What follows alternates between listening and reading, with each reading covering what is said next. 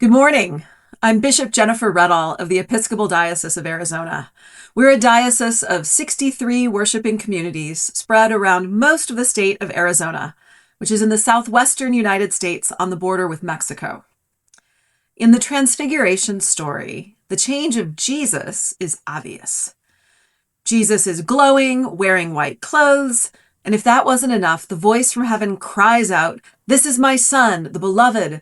With him I am well pleased. Listen to him."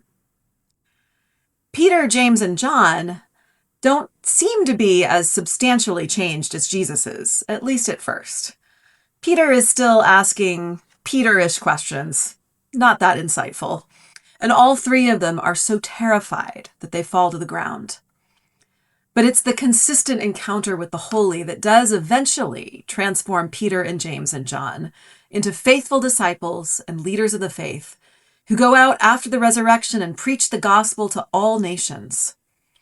Transformation in faith takes time, and it takes relationships with Jesus and relationships with our neighbor, and a willingness to be surprised by where you find the holy. I'm pretty sure Peter and James and John did not expect anything like the Transfiguration when they accompanied Jesus on a hike up a mountain. But they went on a journey, and they were changed, which is much of what world mission and global partnerships is about. It's about being changed by our relationships with Jesus and our neighbors, both the neighbors who are near to us and the neighbors who are far away. And it often involves going on a journey of some kind. At the 2022 Lambeth Conference, one of the discussion topics at the tables of bishops were about the four instruments of communion: the Archbishop of Canterbury, the Lambeth Conference, the Primates Meeting, and the Anglican Consultative Council. I remarked at the time, and will do so again in this sermon, that while those four obviously are instruments of communion, for me, the primary instrument where I have encountered the Anglican communion is through diocesan global partnerships. The diocese-to-diocese relationships are where we really understand what it is to be one communion. Now, if you're watching this sermon, chances are that you've been involved in some way in global partnerships or world mission. Chances are you know what it's like to be changed by a faith relationship. My first trip to Africa was to Tanzania on a pilgrimage with the Diocese of New York when I was a priest there, to the Diocese of Central Tanganyika. We were working together on a ministry called the Carpenter's Kids that connected parishes in New York with villages surrounding Dodoma to support 50 kids per village so that they could get an education. Bishop Ndimi Mahogolo was the bishop of Central Tanganyika at the time, and I remember so specifically one of the things he said to us. He said, "If you have the choice between giving us $1,000 and spending $1,000 to come visit us, I would prefer that you spend the $1,000 to come visit, because that visit will transform both you and us." And he was right. I was transfigured, changed by that trip. My faith had grown, and right after I got home, I was celebrating the Eucharist at the convent where I'm an associate, and the assigned gospel of the day was "Blessed are the poor." And I read it, and I just broke down in tears, because that verse suddenly hit me differently. I had seen people who were utterly poor and knew they were completely blessed and loved by God. That transformation goes both ways.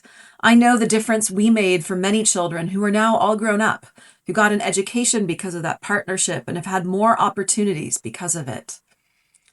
The Diocese of Arizona is now in partnership with a diocese in the Iglesia Anglicana de Mexico and with the Diocese of Upper Southern Nyanza, Kisii in Kenya.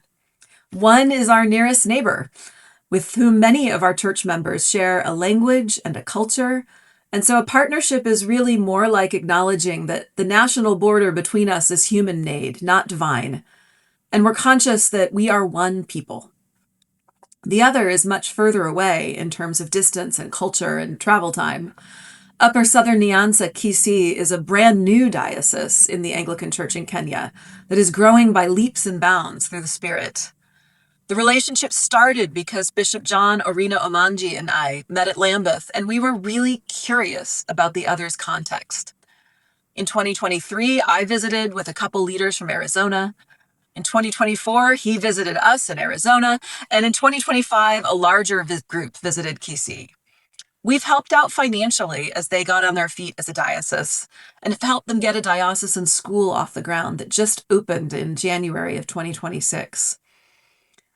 I've learned what it means to be an Anglican in Kisi. The issues they face are at once radically different and extremely similar. Arizona doesn't spend a lot of time worrying about FGM in our context like they do in Kisi. But we do have issues around bodily autonomy and medical practice. Our diocese is growing and optimistic, but we're not growing anything like they are in Kisi. Their passion for the gospel and for planting churches keeps encouraging us. And in a world where political and social and ecclesiastical divisions constantly tell us that we ought not be in relationship with one another, that the differences between us are too great, we just keep being in relationship with one another. And I think Jesus wants us to. The first thing he says to Peter and James and John when they're so terrified from the voice from heaven that tells them to listen to Jesus is, do not be afraid. So listen to him. Do not be afraid. I'm not sure what the future of travel is for many of our global partnerships in the next few years. Visas to visit the US are hard to come by these days. But we're not a people without hope, and we're a people who know that we can be changed by relationship. And so thank God for the internet and WhatsApp and all the many ways that we have of building these relationships, even when we cannot see one another face to face. So do not be afraid. The gospel's call is to change you through relationships with Jesus and your neighbor, and you will be changed. We will be changed. Amen.